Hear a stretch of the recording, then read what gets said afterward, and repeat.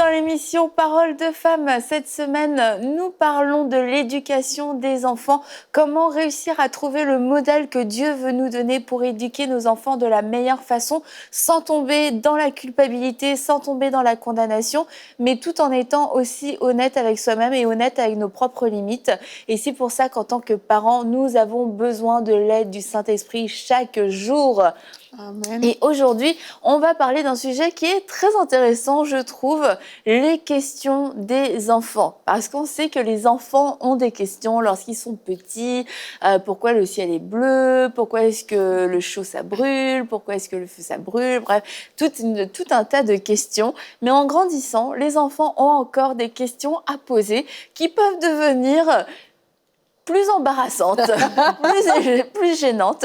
Et du coup, quelquefois, en tant que parent, on peut faire le choix de couper court à ces questions parce que ça nous gêne trop, ça nous sort de notre zone de confort. Mais on va voir aujourd'hui l'importance d'avoir ce dialogue ouvert, d'avoir cette communication ouverte où les enfants peuvent poser toutes leurs questions, les plus drôles, mais aussi les plus gênantes. Et quand je dis gênante, c'est vraiment, ça vient nous déranger. Ça vient même, ça peut créer en nous toutes sortes de réflexions. Mais c'est important que nos enfants puissent avoir la liberté de nous poser toutes ces questions.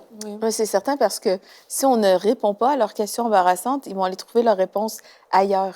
Et les autres sources ne sont pas forcément ce qu'on voudrait leur inculquer. C'est pas forcément les valeurs du royaume, comme on a parlé depuis le début de la semaine.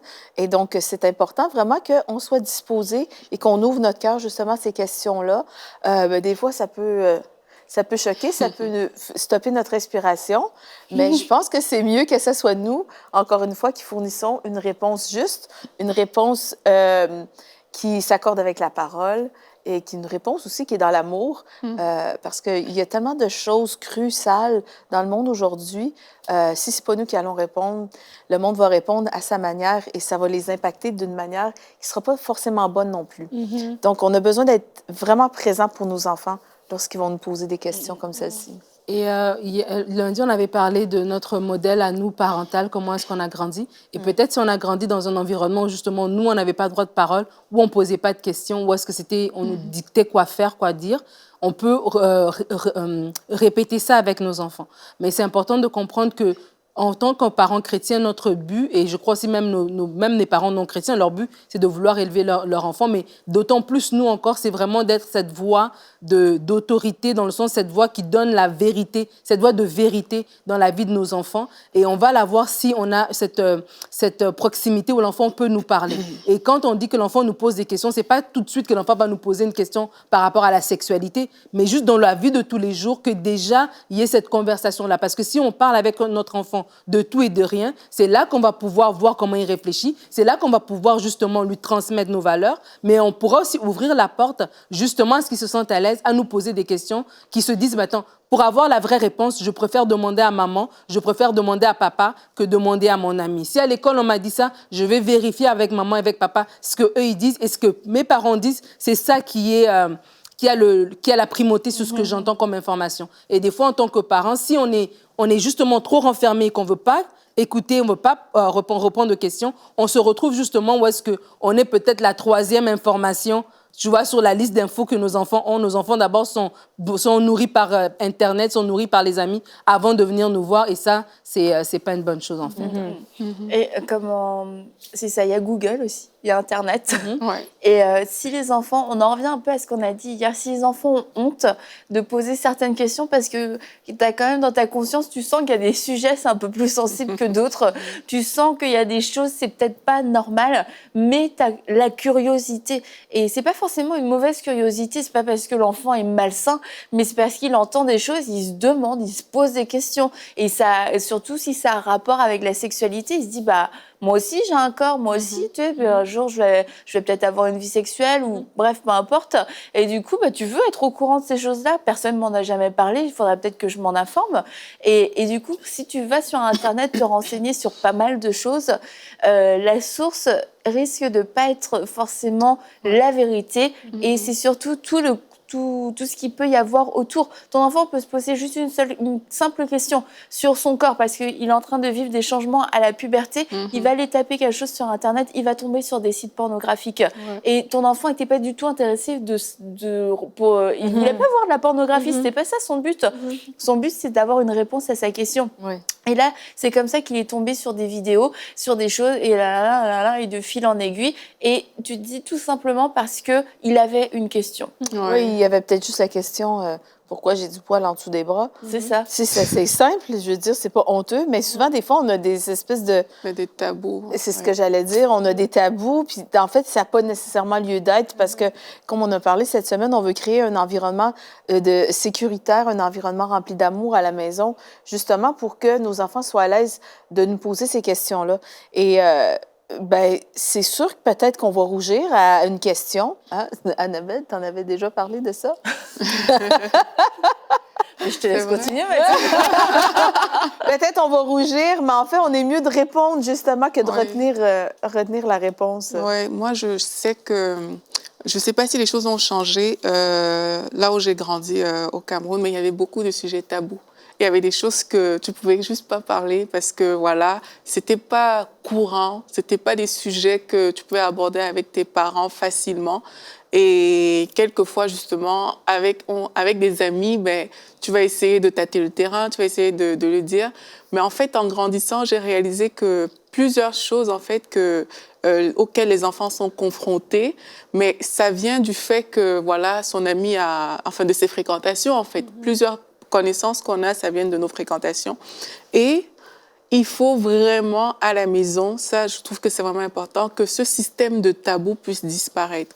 Et moi, vraiment, j'ai dans ma pensée la culture vraiment africaine, mais il faut vraiment qu'on puisse ouvrir ce champ de conversation avec les enfants, dans lequel un père peut s'asseoir avec sa fille, avec son fils, et ils puissent vraiment parler de différentes choses. Et c'est vrai, il y a des questions auxquelles les parents n'ont peut-être pas la réponse. Mais c'est pas parce que tu n'as pas la réponse que tu dois nier la question, en fait. La question reste valable. C'est aussi aux parents de s'informer par rapport aux choses de notre temps, de notre époque. Il y a des jeunes enfants, leurs parents sont plus âgés. Il y a des parents qui ont eu leurs enfants peut-être plus tard, mais dans leur tête, il y a peut-être un conflit même de génération, etc. Mais il faut que le parent puisse dire « OK, je ne veux pas que ce soit les fréquentations de mon enfant qui lui apprennent ces choses-là. Il faut que je m'informe. » Aujourd'hui, on parle de technologie, on parle d'iPhone, on parle de toutes ces choses. Est-ce que cela peut générer des questions chez mon enfant? Mais il faut que je puisse répondre à ces questions-là en tant que parent. Et il y a des questions qui vont... Quand on en parlait aussi de nous-mêmes en tant que parents, on a déjà été enfants, donc on sait un peu le processus de l'évolution de l'enfant. Il y a des choses que nous-mêmes aussi en tant que parents, en amont, on peut répondre. Une fille qui a ses seins, on sait que ses règles arrivent, on peut lui en parler. Des fois, ça aussi, c'est un sujet qui est tabou et l'enfant va apprendre l'information ailleurs et peut-être qu'elle avait juste besoin de lui parler de menstruation, mais ailleurs, elle va apprendre grossesse, elle va apprendre toutes sortes d'informations. Et c'est pour ça que quand c'est nous qui donnons l'information à notre enfant, selon l'âge de notre enfant, on est en mesure de lui donner comme un bébé, tu lui donnes une cuillère à la fois selon ce qu'il est capable de manger. Tu lui donnes pas tout, en fait. Parce que quand il va sur Internet, c'est tout qui est là. Alors que nous, en tant que parents, on aime notre enfant et on veut garder notre enfant dans une certaine voie. On va lui donner l'information au fur et à mesure. Et quand Aurélie parlait de l'importance de s'informer, je crois que on doit s'informer, mais aussi avec la sagesse de Dieu. Parce que c'est pas comme si on arrive comme un Wikipédia à notre enfant, comme un dictionnaire en train de tout lui dire. Non, c'est avec la sagesse de Dieu et selon le tempérament de l'enfant. Tous les enfants ont des questions. Il y a les enfants plus bavards qui vont venir et qui vont te poser la question tac au tac. Il y a d'autres enfants que, tu sens que la question, elle est en dessous de... Voilà, il y a un processus. Exactement. Il y a plusieurs couches. Mais c'est notre sensibilité qui va faire qu'on va y répondre. Mais le but, c'est de garder notre enfant. Donc, quand on répond même à l'enfant, c'est toujours dans le but je te donne l'information, mais avec les valeurs qui viennent avec. Et ça, c'est les questions, que ce soit des questions d'ordre de la vie de tous les jours, d'ordre sexuel et tout ça, parce qu'à l'école, il y a beaucoup ça. Mais même une question biblique. L'enfant peut te poser un truc, mais pourquoi Dieu a fait ceci? C'est de la même chose. C'est une question des fois qui va te prendre de court, mais tu ne dis pas, nous, on va à l'église et puis c'est tout. Non, tu vas avec l'aide du Saint-Esprit dans la parole, expliquer. Et puis, des fois, ça prend juste... Il a juste besoin de comprendre une étape, tu n'as pas besoin d'aller plus loin, mais au fur et à mesure, ça va juste ouvrir la porte, en fait. et il va toujours avoir la référence d'aller vers toi au lieu d'aller ailleurs. Vas-y. Non, ben, je pense qu'on parle de quelque chose d'important, c'est en tant que parent, de ne pas avoir honte de dire qu'on ne connaît pas la réponse, des fois. Parce que aussi, on est dans un monde changeant. Tu parlais de questions bibliques, ça peut être une question d'ordre biblique ou interpersonnel, ou ça peut être une question sur la puberté ou sur, je ne sais pas, aujourd'hui, l'émergence de toutes ces histoires de transgenre et de toutes ces choses-là. Ben, c'est sûr que moi, personnellement, je n'ai pas grandi avec ça. Et donc, là, on voit tout ça sur les réseaux sociaux, mais on peut dire à notre enfant, ben sais-tu, je vais aller m'informer, je suis pas certaine. Et puis, c'est pas honteux de dire qu'on connaît pas la réponse à quelque chose. Moi, j'ai une de mes filles qui, depuis son enfance, aussitôt qu'elle est capable d'ouvrir la bouche, pose des questions. Mais vraiment, c'était du matin jusqu'au soir, des questions. Vraiment, ça partait du pourquoi le ciel est bleu puis pourquoi il n'est pas violet, jusqu'à tout, absolument tout. Et puis parce qu'elle est de nature curieuse, elle a besoin de comprendre. Donc, j'ai compris, puis tu avais un point, Nadine, c'est que ben, des fois, notre enfant va être super direct avec sa question, et puis on va avoir un enfant qui va être plus discret, plus introverti, puis il va passer par la porte d'en arrière pour essayer de nous dire qu'il voudrait qu'on lui explique la puberté, toutes ces choses-là. J'ai entendu parler. Donc, je pense que c'est important, justement, de se rendre disponible et de ne pas avoir honte de dire qu'on ne connaît pas la réponse ou vraiment de se rendre disponible pour répondre à la question, à ces questions de nos enfants. Moi, j'ai appris des choses sur la puberté à l'école que j'aurais préféré pas apprendre à l'école. J'ai appris les règles sur une vidéo archaïque. J'ai eu super peur. La vidéo datait de 20 ans. Et puis, j'ai dit, ben ça se peut pas.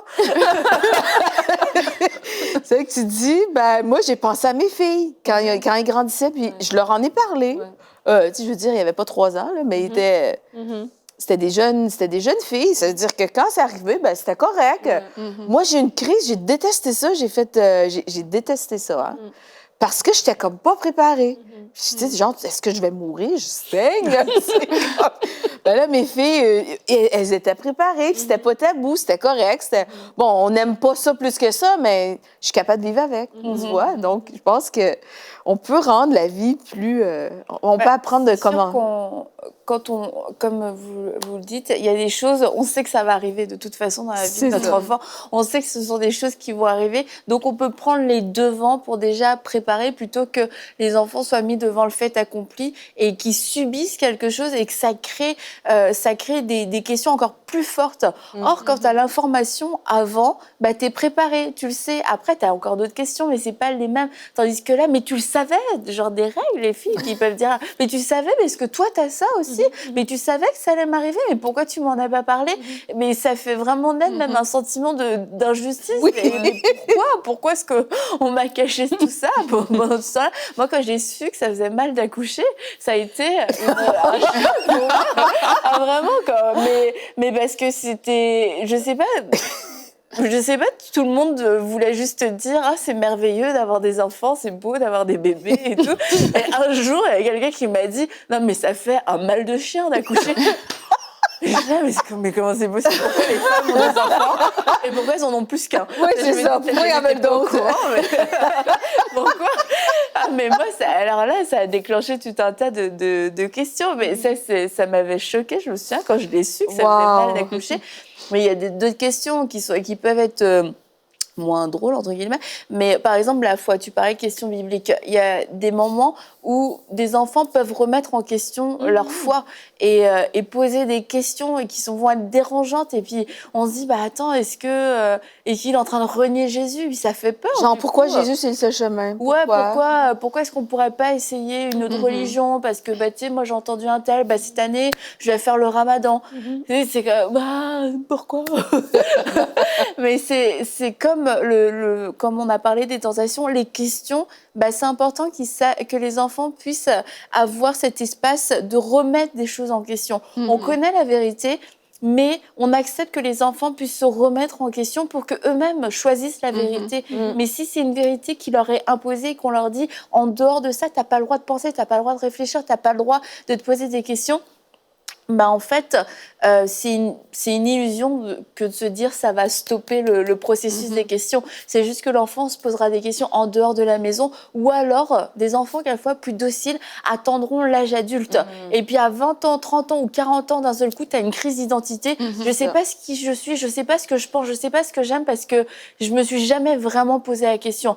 Mieux vaut laisser un adolescent se poser ouvertement des questions sur son engagement envers le Seigneur et qu'il prenne un vrai engagement volontaire plutôt que d'étouffer toutes ces questions et que l'enfant se dise bah je suis chrétien par tradition, je vais suivre le Dieu de mes parents parce que c'est mieux pour la paix familiale, mais tôt ou tard les questions vont ressurgir, donc faut vraiment pas avoir peur de ce genre de questions. Puis vraiment je le dis d'un point de vue spirituel parce que ça quelquefois on peut être très ouvert sur plein de choses, mais là quand on touche à la foi ça devient sacré et puis on a peur parce que c'est question du salut des enfants, c'est important, mais de pas étouffer. Les questions sont juste des questions, c'est pas non plus des décisions qu'ils sont en train de prendre, mais justement le fait qu'ils puissent se poser ouvertement des questions, ça va leur permettre de prendre des décisions en notre présence. On va pouvoir intervenir, tandis que si on bloque tout, ils vont prendre des décisions sans nous. Mais tu sais, justement, ces questions-là, qu'est-ce qu'il faut comprendre? C'est qu'à l'adolescence, les ados, ils veulent forger leurs propres convictions. Oui. Ils ont besoin ils ont besoin de faire leurs propres convictions à propos de plein de choses, à propos du salut, à propos de la vie, à propos de ce qu'ils veulent dans la vie. Donc, vraiment, ces questions-là sont saines, justement parce que c'est un processus de maturité. Et si on les rejette dans cette période-là, eh ben là, on peut vraiment créer la confusion chez eux. Mais nous, si on est là pour les aider à avoir des réponses, ben, si on comprend que ces questions-là, c'est un processus où ils acquièrent leurs propres convictions, où ils font leurs convictions, où ça fait partie du développement, ben, ça va être beaucoup plus facile à recevoir, justement. Ouais. Et les ados... Vas-y. Chaque fois, c'est comme ça. Les ados aussi, ils aiment confronter. Hein, parce que... Et c'est vraiment important que les parents prennent le temps de parler et de ne pas simplifier ça parce que moi, je suis souvent avec certains ados et quand ils parlent, j'entends leurs parents sur certains sujets. Quelquefois, je m'occupe de certains jeunes et quelquefois, ils parlent entre eux, mais j'entends leurs parents.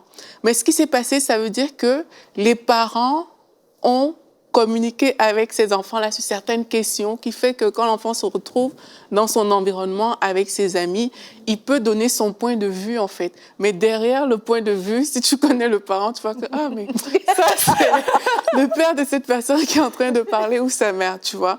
Donc, c'est vraiment important de savoir que même si notre enfant fait la confrontation avec nous à la maison, genre il écoute pas trop ce qu'on est en train de dire, etc., sur cette question-là. Il faut savoir que quand il sort, parfois le point de vue qu'il adopte devant ses amis, mais c'est ce qu'on a dit. C'est ça. Même si à la maison, il a fait genre, je t'écoute pas trop, papa, maman, sache que quand il va sortir devant ses amis, mais il va répéter en fait ce qu'il a entendu à la maison.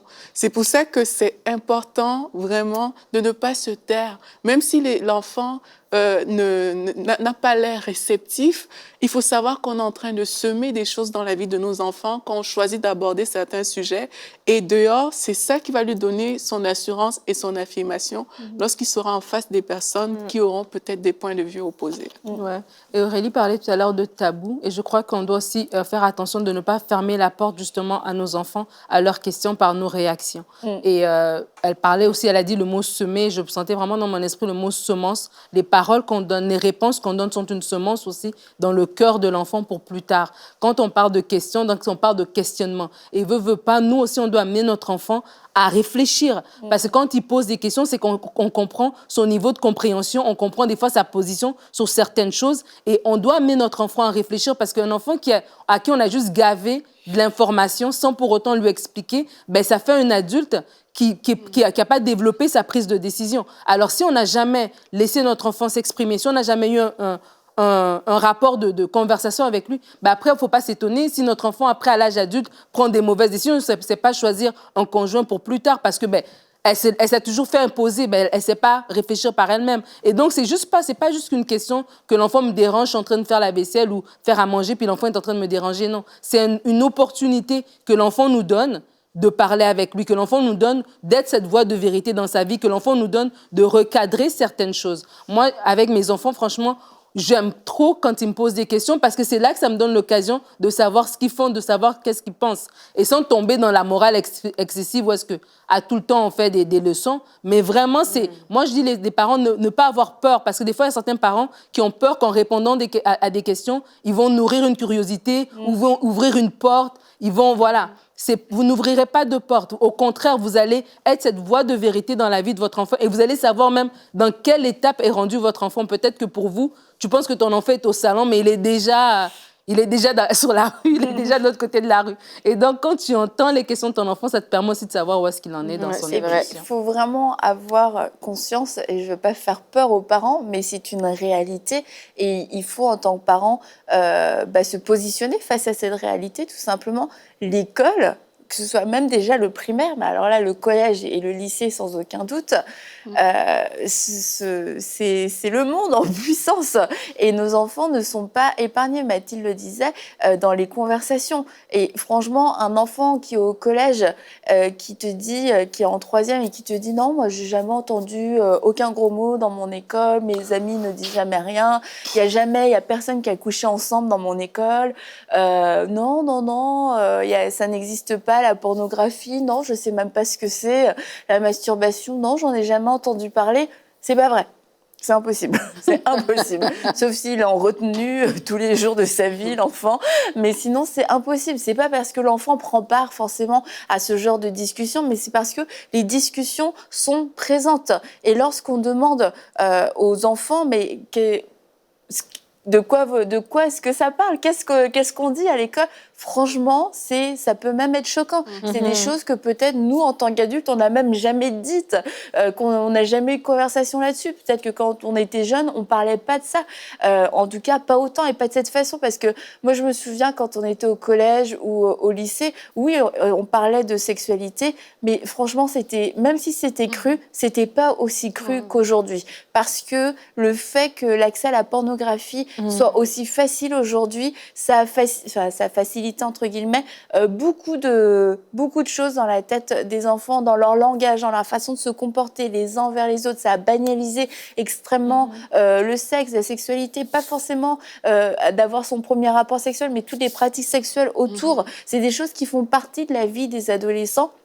Et il faut pas s'illusionner en se disant non, mon enfant ne voit rien, ne sait rien, il est totalement innocent, lui ça l'intéresse pas. C'est pas parce que ça l'intéresse en fait, c'est parce que il est plongé dans ce monde. Et si ça nous rassure de se dire oui c'est bon, il n'entend rien, il sait rien. Bon, c'est un choix, mais c'est pas la vérité. C'est certain que toi et moi, nous toutes ici, on vient d'une autre époque. Qu'aujourd'hui, surtout moi. Mais l'affaire, c'est pas ça. Je dis époque parce que juste en 10 ans, la technologie a augmenté tellement vite que c'est incroyable. L'information est devenue accessible, mais 24 heures sur 24. Avant, je veux dire, pour aller voir un film porno, il fallait que tu ailles aux vidéos, au club vidéo, il fallait que tu ailles dans la petite cabine du fond, il fallait que tu payes avec l'argent, avec la main de ta voisine. Je veux dire, c'était plus compliqué d'être exposé à ce genre de choses. Et aujourd'hui, je veux dire, c'est un pop-up sur ton téléphone. Je veux dire, ça fait que c'est certain qu'il faut pas se leurrer, il faut pas se mettre la tête dans le sable, dans le sens que nos enfants vivent dans une autre ère que la nôtre. Qu'on ait n'importe quel âge, là. Je veux dire, il y a 10 ans, il n'y avait rien de ça, là. Ça fait que... je ne suis pas si vieille que ça en passant, là. Je pense que c'est important de le préciser à ce moment-là. Je vais juste rajouter... hier, on a parlé des tentations. Et si on répond aux questions de nos enfants, c'est justement aussi pour les préserver de toutes ces tentations-là, parce qu'on est conscient du monde dans lequel on vit. Et nous aussi, je me dis, à notre époque, je me rappelle des stars qu'on regardait comme étant choquants, mais aujourd'hui, c'est vraiment des enfants de cœur comparé à ce qui se passe aujourd'hui. Mais c'est pour dire qu'en fait, nous, notre but, c'est quand on répond à ces questions, c'est toujours, avec l'aide de Dieu, vraiment ramener nos valeurs. C'est que quand je réponds à ta question, c'est pas juste que je te réponds d'où viennent les bébés, A plus B, mais au-delà de ça, je t'explique aussi. c'est quoi nos valeurs? C'est quoi les valeurs de Dieu? Qu'est-ce que Dieu a prévu pour toi? Dieu a prévu pour toi un mari qui va être à toi. Dieu a prévu pour toi une épouse. Dieu a prévu pour toi une famille. Et c'est vraiment dans le cadre de cette famille que tu vas être épanoui. Et c'est comme ça qu'on éduque aussi nos enfants. C'est pas juste des réponses, questions-réponses et tout ça. Et ne pas avoir peur. Vraiment, j'insiste sur le fait d'être la voix de vérité. Et vraiment, il y a une compétition de qui est la voix de vérité dans la vie de nos enfants. Et ça doit être nous. Ça peut pas être Internet, ça peut pas être les amis, ça peut pas être les voisins, ça doit être nous. Et dans des sujets qui sont plus délicats, que Seigneur, donne-moi le courage, donne-moi la sagesse, donne-moi la connaissance, mais je veux être cette voix de vérité. C'est pas le monde qui va éduquer mon enfant, c'est moi qui va le faire. Et Paul le disait à Tite en parlant aux femmes plus âgées comme Mathilde.